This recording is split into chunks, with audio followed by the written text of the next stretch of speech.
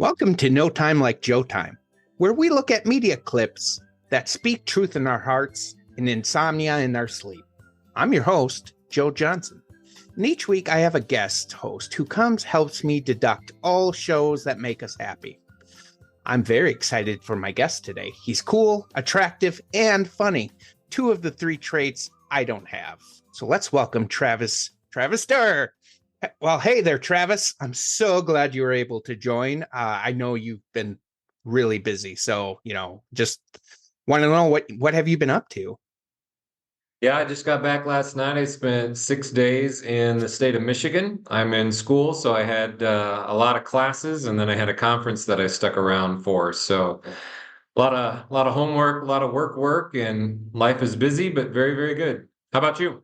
Oh, that's cool. I've been like doing a lot of really cool things lately.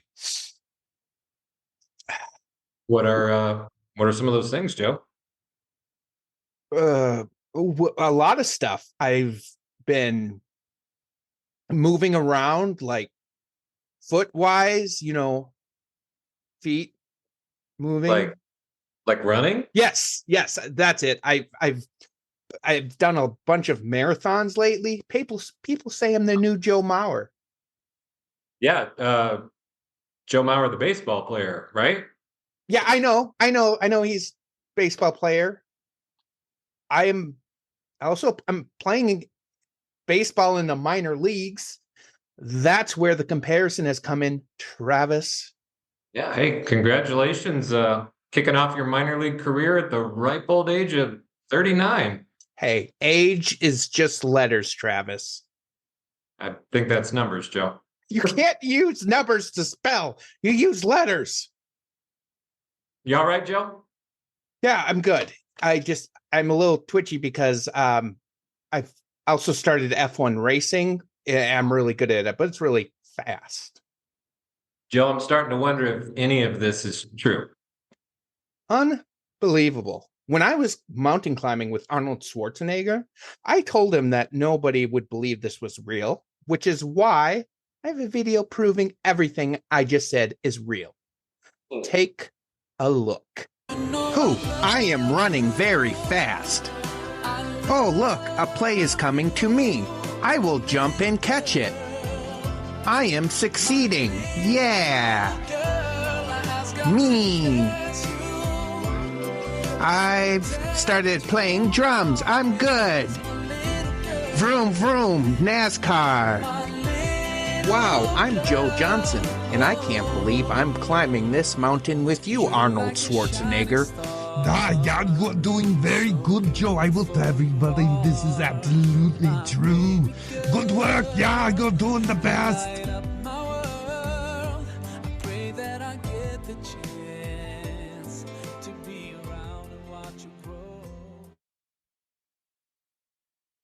That's good, Joe.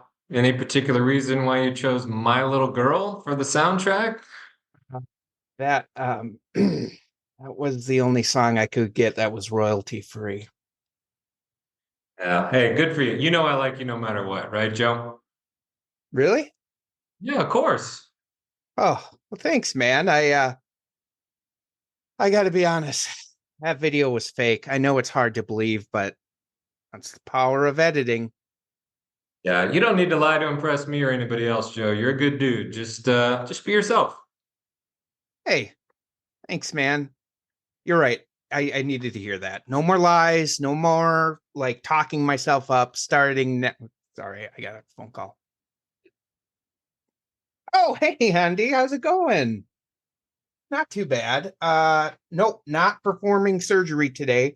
I'm actually recording a podcast with Brad Pitt. Shut up.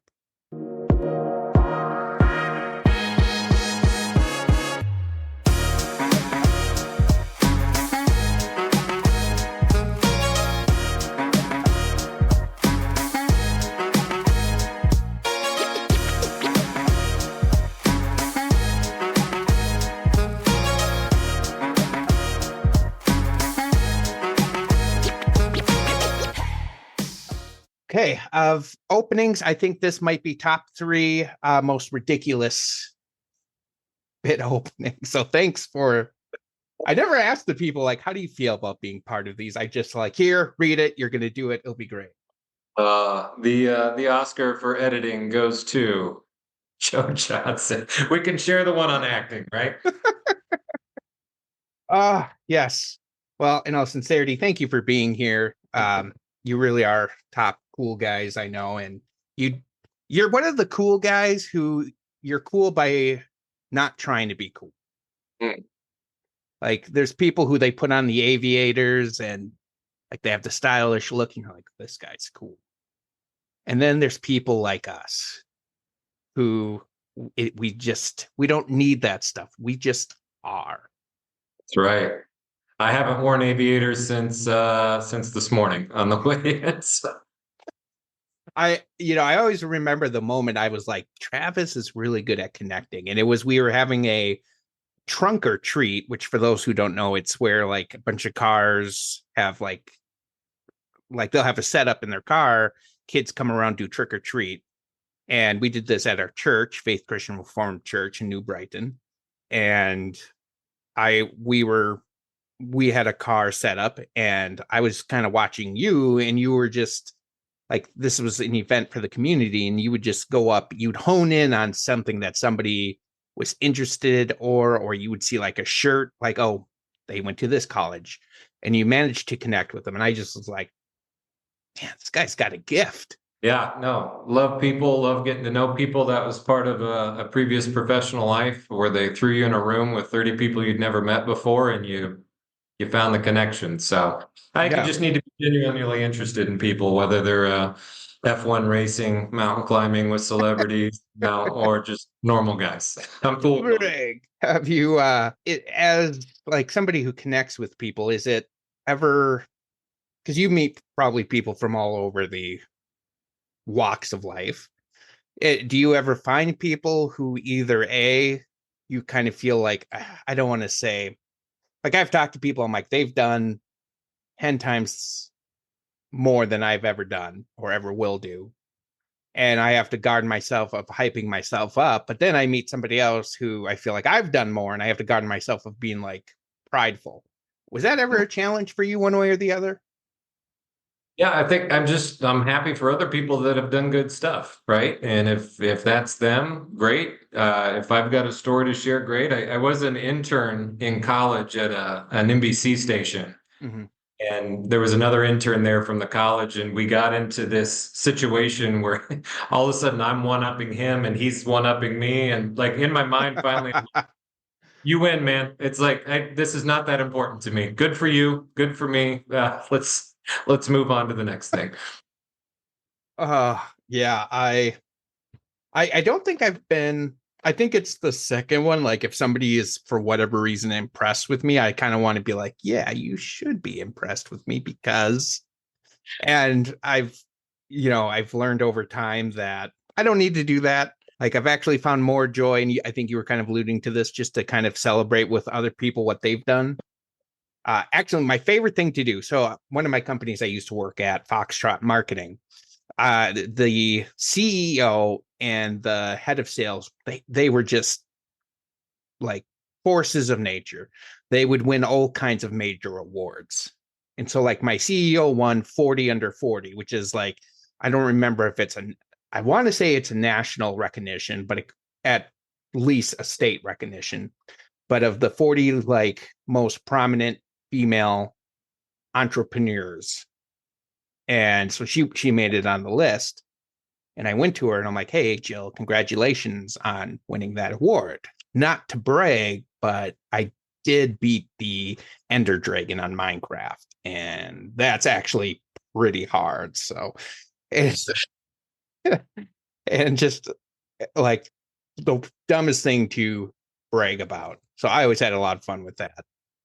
Yeah, I did have somebody once. I discovered that I tend to deflect any comments that come at me. I had someone ask me very directly, it was one of the youth group moms, and she said, "Can I give you a compliment, or does that make you feel uncomfortable?" And I had never thought about it before, and realized like I do tend to deflect. And now my natural reaction, whether it's compliment or criticism, is just to thank people for sharing their thoughts. And if I need to go digest that, figure that out, somewhere else later, I can do that. But yeah, I think if people want to give you a compliment, thank you. If people want to offer a critique, right, thank them for that too, and just be Yeah. open to it. Yeah, definitely. My magic trick that I found, I learned this from a mentor of mine. Whenever he got complimented, his response was always, "Ah, shucks, thanks." And I like that. I don't know what it is. Like you get to play bashful, then you accept it. So it's perfect. And so I usually try to relate kind of our opening bits with kind of what our clips are about. And I kind of did this because, I was clearly not telling the truth. And I think truth is always a very interesting concept because it, like, especially now, it's kind of like, what is truth? And it reminds me of this Community episode. So what is your history with Community? Like, what's your experience with it? Yeah, I don't remember who. I had a friend that kept prompting me to watch that one. And when times were a little slower, maybe it was over the summer, it hasn't been too long, where I'm the guy that watches every episode of a show or no episodes of the show. So Yes. started watching that one and just zoomed through the whole thing. Don't know how long it took me, but it was brand new to me. I know it's not a super new show. I know Yeah. they've got a movie coming up sooner than later here. Oh, Just kind of blitz through the whole thing. I did not realize that. That's awesome. We'll go Very see it cool. together. Yeah, I'd love that. I kind of similar, like we came in when it was like on season 4 or 5, and we actually started watching it when our oldest son Jack was in the hospital. Hmm. And it was I think it was such a good like break from reality that we just got so hooked on it. So it was like all this exhausting days, and then I just be like, I can't wait for tonight to go watch Community. So I've been starting to watch it again when one of the shows you mentioned was Community. I'm like, oh, I like that one. So yeah, in this first clip, Jeff is talking with the counselor of the school, and they're kind of having this discussion about the counselor maybe could get some answers for a test for Jeff. And we'll just play the clip for the setup. It was possible to get those test answers. Back Suppose I was to say to you, it was possible to get those test answers. I would say go for that. Anne could have said so in a text. I'm asking you if you know the difference between right and wrong. I discovered at a very early age that if I talk long enough, I could make anything right or wrong. So either I'm God or truth is relative. And in either case, booyah. Oh, interesting. It's just the average person has a much harder time saying booyah to moral relativism. Do you know any lawyers? Do I know any lawyers? Yes, I do. Don't have a lot of close relationships with them right now, but Yeah. have in the past. Yep. Yeah, I don't know if I've met a lot, but I get stuck on this. Either I am God or truth is relative, because I think everybody would laugh and say the second one. Somehow, I don't know. There's something about that first one where I'm like, I think people might think that unintentionally, because I find myself like, I like that it was about a test, because I hate to say it, I could see myself in my college years finding a reason to think it was okay. Like, I'm really busy, I know this stuff, it's going to be good in the long run if I can just get through this. This isn't normal action. So I'm like, I kind of get it. But I find it's really easy for me to make the lines of what I think is true and then kind of set everybody else to that standard, which is kind of like playing God. Yeah, and Jeff in the show definitely thinks he's heads and tails above everybody else, right? For people that haven't seen it, I think the context is he had a law degree from Columbia, Yes. which being an online scam from the country of Colombia. And then he had to go back and legitimize his degree. But yeah, from the beginning of the show, right? He's the smartest guy in the room. He's the one that everybody should be catering towards. So, yeah, and his comment too on truth being a relative thing. Um, Man, I was thinking about that. It depends on the context that you're coming from, right? What's Mm. your background? What's even some of the classes that I'm in now, you go to a different culture and you think, oh, they should be more like us. And the question is, should they, right? Is your way always better? Mhm. Is your way always 100% correct, right? Maybe there's Yeah. some value in somebody else's perspective. I'm not the type of guy to always argue and try to be right about everything. I'm really happy to engage in conversations, and if you've got a different opinion than me, like Mm. let's let's chat it out. Hopefully we can both walk away from that conversation and learn something, be a little smarter, think about something we haven't thought about before. Um, I don't know, man. You're cheating on tests though. I'm a little worried there. How do you think Former I've gotten? teacher. How do you think how do you think I've gotten as far as I am, baby? Uh, One thing I was thinking about when you were talking about it is I think I do believe in dual realities in the sense of if you took somebody from like Alaska and somebody from like southern Texas and you put them on put them together on the 60-degree day, one of them's going to say it's chilly, one of them's going to say it's really nice and warm. Both are true, but also both contradict each other. And so that's always something that's kind of helpful. That's helped me through different things. Like we've let the cat out of the bag that like, I think we did. I don't know if I've officially said you're a pastor, but there it is now of like, sometimes things get a little tricky with the church, and it helps to me remember, like, you can have grace, but also have truth at the same time. And sometimes that feels like it might contradict a little bit, but it's just coming from two different angles. Yeah, and you and I have had those conversations, and that's interesting for two different reasons. First of all, my truth comes from somewhere specific, within the church, and that's your context too. But we even have conversations within the church about what is true, and can some of what you and I both say, if we are not in full agreement, have some truth to it? So, I mean, that's part of what church and faith is. Not saying I understand all the truth completely 100% done over, right? Mhm. But I'm going to continue to try to seek the truth. And if you can say something that's different than what I believe and that can inform my opinion, we may come into a conversation on different sides of an issue. We may walk out of that conversation still on our sides of that Mhm. issue, but maybe have a better understanding of where the other person is coming from. Yeah. Yeah. No, I like that. I think that I did a Ted Lasso episode with somebody a week or two ago, and it was about being curious. Mm. And so that kind of reminds me that be curious, not judgmental. And Yeah. one thing I always think about too, that I love thinking, like, I'll watch show, like, this is genuinely my take when I'm watching these shows. I'll see a clip like this and I'll start analyzing it in my head and be like, yeah, like if he talks long enough, he can make anything true.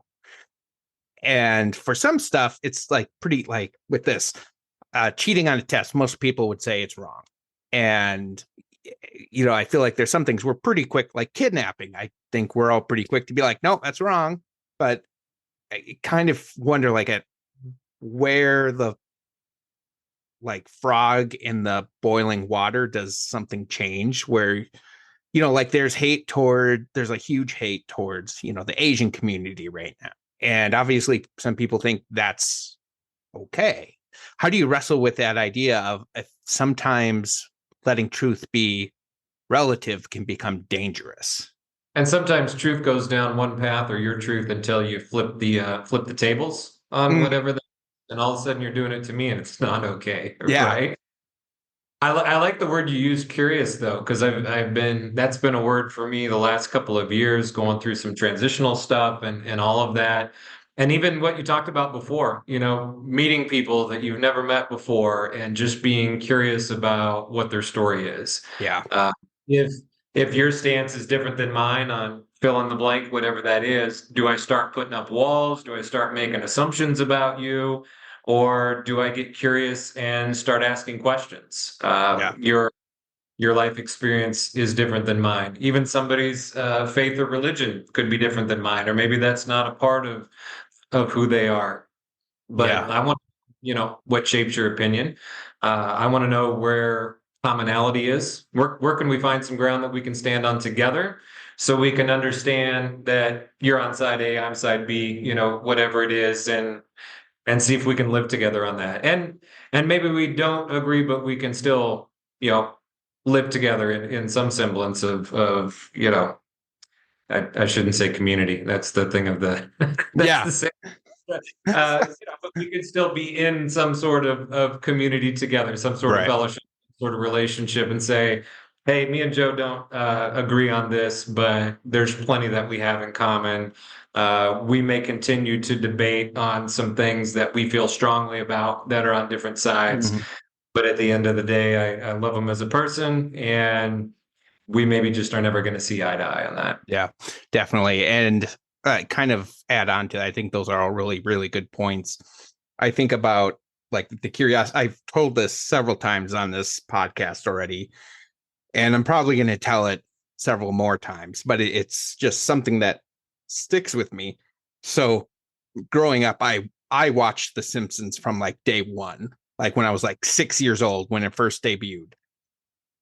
And like when it first came out, it was like controversial. A lot of people were like, no. And I was like one of the few people in our church growing up who watched it. And I'd get a lot of like, not terrible grief, but just like, you watch that show. And part of the reason I love the show is growing up, my dad was a construction worker. So he had weeks he was working 80 hours a week. And that's going to get anybody in a grumpy mode. And him and I kind of had a strained relationship growing up. But when we watched The Simpsons together, it was this bond I felt. So it wasn't just about watching The Simpsons. It was watching The Simpsons with my dad. And it's because of him that it's still my favorite show to this day. Because when I watch it, I remember us quoting those lines together and laughing through it. So there's, just that curiosity is such a powerful thing. Yeah, that's interesting that you said that. I think we watched an episode of Simpsons while we were at Grandma's house, and Bart said something my dad didn't like, and that was it for Simpsons. I'm thinking as you say that, though, people that have different opinions on a television show and what's appropriate for whomever to be. I've had a few of those scenarios where someone recommends something to me, and I told you at the beginning, I either watch them all or I watch none of them, right? Yeah. And I've gotten a few episodes in, I feel like I'm committed to the long haul, and you're like, oh, is this the kind of thing that I want to be putting in my brain? And I had a little conversation with a friend of mine not long ago where I said, yeah, that show was that was more than I could handle from a language perspective. And I decided like, no, can't do that. He's like, oh, I've watched that show 3 times. I love it. And I'm like, yeah, I love the storyline and the content. There was just something that rubbed me in a way that wasn't going to work. But yeah. Yeah, it's funny, it just reminded me, I don't know why it reminded me of this, like what's acceptable for one person may not be acceptable for another person. It's really funny. I had this a friend of mine who was married. I was talking to him and his wife, and they were kind of talking about how they thought they were a good kid in high school, but they thought the other one was the trouble one. And I was like, well, why? What's the case for and against? So my buddy was like, well, I was really respectful. I was really like polite to people, treated everybody well. But I went out and partied, drank, smoked some stuff, but I was respectful. That was his definition of like, hey, I'm a good kid because I'm respectful. His wife on the other hand, was like, I never went out and partied. I studied all the time. Yeah. Was I sometimes rude to adults? Yeah. I spoke my mind. But they both saw the other trait as like, no, you were really rude to adults. That's not okay. And the other one, like, yeah, but you went out and drank. That's not okay. So just interesting of that perspective. Yeah, and I have a book on my shelf. I'll say on my shelf because I haven't read all of it yet. But it talked about, and it sounds like your friends there, they valued the same thing, but they defined it in a different way, right? So that's a different argument. Like, I thought it was a good thing to be a good person, and when I define good person, here's what that means. And on the other side, when I define being a good person, it's a different set of, boxes that you need to check there. So yeah, they're on the same page, but not on the same page. So those are always debates as well.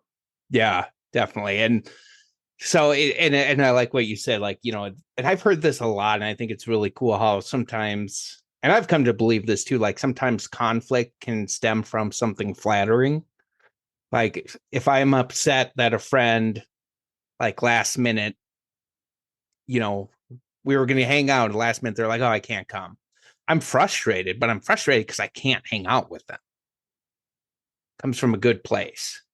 And I think it's like both my friends, their goal was to be a good person. They wanted that.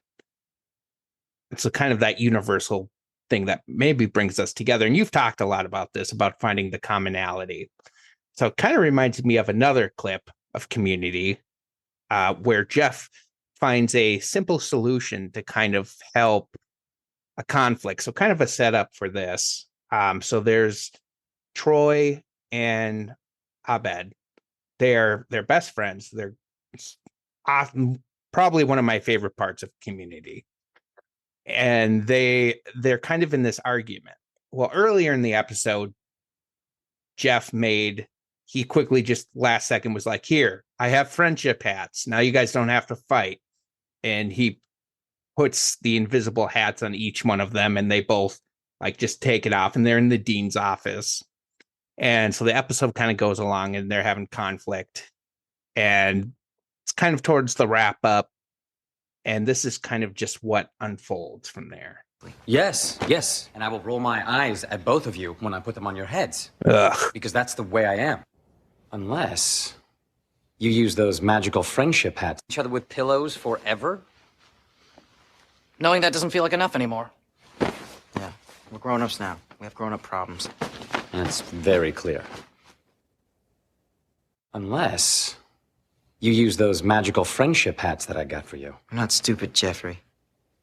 We know you made those sarcastically. Yes, and I will roll my eyes at both of you when I put them on your heads. Because that's the way I am. But that's not the way you have to be.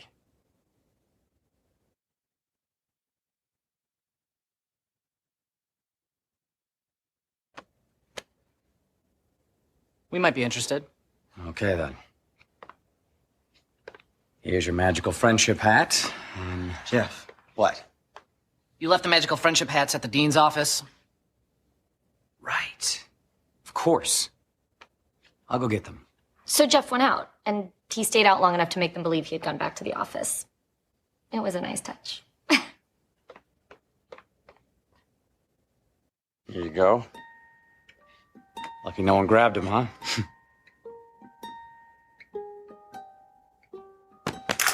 Britta Perry is there to immortalize the moment on film. Accidentally, while trying to get a picture of the light hitting a stack of nearby waffles. Pierce, take that off. I can't hear you. Your cheeks are in the way. First entry in my stupid journal. Today, I had to run and get 2 imaginary friendship hats from an office. I could have just walked around the corner and then come back, but for some reason, I actually went all the way back to where they were supposed to be. One was crumpled up a bit, that was Troy's. The other was just a little dusty, that was Abed's. I fixed them up, even though I was the only one watching. Because I settled on a truth today that's always going to be true. I would do anything for my friends. Oh, I like that clip so much.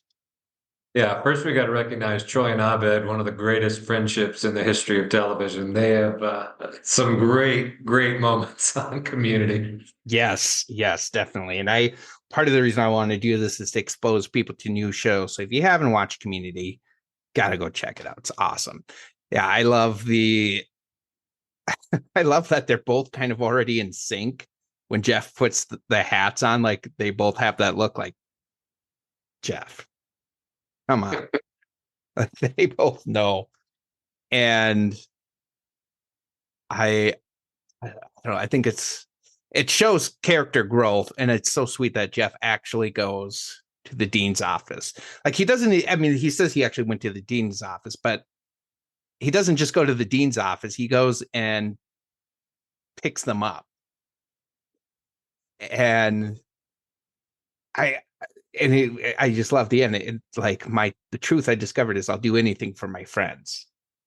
And I think that's kind of, when in doubt, what, if I'm not sure exactly what the truth is, that's kind of where I want it to guide me to, like, this loving place. Yeah. I do things for the better. And I think this was just such a sweet example of that. Yeah, and we talked about that before. True friendships there at the beginning of the series, they're just a means to an end, right? Mhm. And then as he does grow to care about them. Yeah, and he found I didn't go back and watch the whole episode. Looked like it might have been one of the Pillow Fort episodes. Yes. Where, he's taking two people that are in conflict and he's trying to find that commonality. And I'll say this too, like that's what I tend to do. I've been learning, and through one of the classes that I'm in right now, that is my my tendency is to look for same amongst people. But also you need to stretch and you need to identify that there are people that are different for whatever reason, cultural issues, belief issues, whatever it may be. And you need to be able to respect the difference and maybe celebrate the difference and not just always look for that commonality. Life would be pretty boring if we were all Jeffs. It'd be awesome if we were all Troy and Abeds, but everybody was the same. If every character in a show is the same, right? There's no story there. Right. Yeah, exactly. That's a good point. And I think we love that from our shows, but I think it's, especially in today's world, I think it's really easy to surround yourself with people who think and act like you. Yeah. And there's times where that's helpful to kind of get some rest, but also I've come to really like those differences and getting different perspectives that I would never have heard before. And I always, this is just my own personal theory. I don't know if there's any validation to this, but sometimes I wonder if people have this tension of like I'm just going to think of something silly. I think Dr. Pepper is the greatest soda in history. And anybody who says differently, I don't even have the time of day for you. I always wonder, is part of that fear that they don't want to find out there's a possibility there is a different drink? Or are they just so set they're like, I'm not going to waste my time? But I always think about, so there's this, I listened to this guy come on, and it was on like a fringe channel, and he was talking about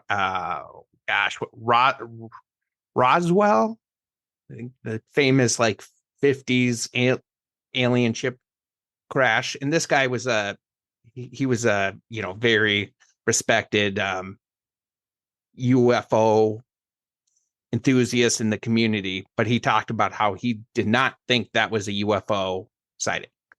He think there was actually a really logical explanation, and he presented it. And he was like, I think a lot of people are scared if we find out this wasn't extraterrestrial, they'll think we have no case, but there's all these other things that happen. So for me, it's always like, I may have this truth, Dr. Pepper's good. There might be these other things that factor, like, oh, hey, a lot of people really like Pepsi. Well, that doesn't have to change my truth. I still really like Dr. Pepper. Yeah, and at the same time, read a book in recent years. It's like you should celebrate the day that you found out you were wrong about something because Ah, you're smarter than you were when you woke up that morning, right? yeah, So yeah. maybe not as life altering as Dr. Pepper and Pepsi. I was a Pepsi guy, by the way.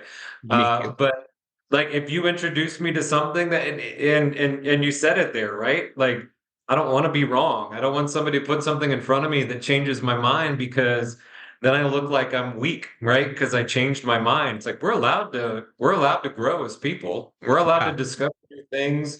We're allowed to believe something or think something for a long time, and be able to tweak that or find something different. Go, oh, you know what? I was wrong. And yeah. one of the books that I give to a lot of our graduates, it's a Donald Miller book. It's like 1,000 miles in a million years. There's distance and numbers involved there. I don't remember exactly what the title is, but he says we love drama in a sitcom. We love drama in a movie. We love drama in a book. We love slow character development, and then we don't want any of that for ourselves, right? We just Ah, figure it out. We want life to be easy. It's like, embrace your story. wow. Yeah, that's really good. I like that. And that is so true. And yeah, because we look at, well, that's funny. I was just kind of thinking about how, if this was like early season Community, Jeff would not have done that. He would have been like, this is dumb, not wasting my time. But now it's later on, and he does this remarkable kind gesture with nobody looking. And that, like, we look at them, we're like, that's great character development. And I think you're right. Like, we don't always allow that for ourselves, and we don't always allow other people to have character development. Yeah, good point. We don't allow for others what we expect for ourselves, or that what we would want for ourselves. Yeah, absolutely. Um, yeah, and that's one thing I hope too is I think I feel like TV shows, I often use clips like this to make a point on something because it's so non-threatening. Like you're more interested in the show, and then when I'm like, oh, it's kind of like this episode, and then bring it and kind of compare it to reality, then everybody's already in it and like, oh. And so my hope is always like when people listen to this, like people who are on different sides of all kinds of issues are like, well, we both do like Community, or we both do like Scrubs or The Simpsons, that there's this one little thing we can connect on. And that's easy to talk about because I don't think any of us would have a problem if we had different perspectives on one of these clips. And I don't think we would either. I would be like, what? You don't see it that way? Travis, you're out. Like, we'd be okay. And I think that's a good way to lead into more deeper issues. Yeah, I think he says in the first clip, like talk until he's right, right? But what if we listened until we were right? Oh man, yeah. How about that, man? Ah, that's a good one. That's a mic drop. Yeah, I'm out. Yeah. I was gonna say if I had better editing skill, I do the thing where the like digital sunglasses come over your eyes. Aviators. Yes. We'll see what editing Joe can do. But yeah, no, I think that's really cool. And yeah, I think this has kind of turned more into not just truth, but about like accepting other truths with other people and learning how to embrace that not everything is clear cut. Before we start moving to wrap up, is there anything else you want to cover? No, I think it's good, and I like what you're doing there, right? Using cultural stuff to spur a conversation. And I've seen that in different spaces in my life recently where there's a lot of butting heads between people that have different opinions. And sometimes when you come into the argument with all the right answers, you've already got your ears closed to whatever somebody might say. You're not willing to learn something. You're not willing to tweak, something for yourself personally that Yeah.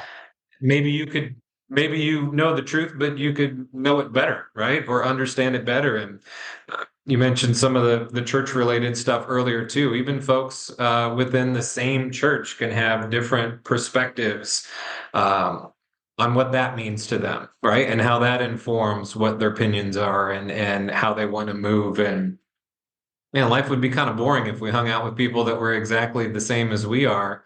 And I want to stretch and I want to grow and I want that for whoever I happen to be talking to also. So just keep listening, keep talking, not talking over each other, right? Is maybe we can both grow to being better informed at the same time. Yeah, definitely. And this is why I made this, because it kind of reminds me of a Simpsons episode where Bart, they go to this like self-help seminar, and the guy brings Bart on because he's like so carefree, and he's like, we all need to be like the boy. And so everybody starts acting like Bart, and he hates it. And Lisa's like, well, you've lost your sense of individualism. And then it also ends up leading to catastrophe as everybody, it's kind of like, do what you feel. Like there's a great line that they have this annual, or not an annual, they have this get together that's do what you want fair, which is more popular than last year's theme, do what we tell you to. But basically people were like, oh, I didn't feel like oiling the Ferris wheel, or I didn't feel like making sure those bleachers were tight, and everything like collapses. So it's just like we need those different personalities. Yeah, for sure. So I always ask everybody 3 questions. And I kind of feel like this might be a little unfair with the 2 clips we used, but that's all right. First question, excuse me, is which clip did you enjoy more? Yeah, I think I jumped on the first one a little more than the second one. Liked them both and appreciated both of them. But that whole, the professor or the counselor at the end starts talking about moral relativism, right? I think you could go deep and deep and deep for a long time on that question. Like what informs where my opinions and my truths and my beliefs come from, and is that negotiable, and is there any common ground that we can find, and are there things that have to be a yes or have to be a no for everybody, no questions asked, right? Can we get to that point? And then there's just so much to explore there, right? With the differences in cultures or where you grew up or what you believe. And man, you could go forever on that kind of question. Yeah, no, that's good. I think no, that's a really good point. You almost swayed me, but I like the second one a little bit more just because it was very heartwarming for me, and I like that sense of feel stuff.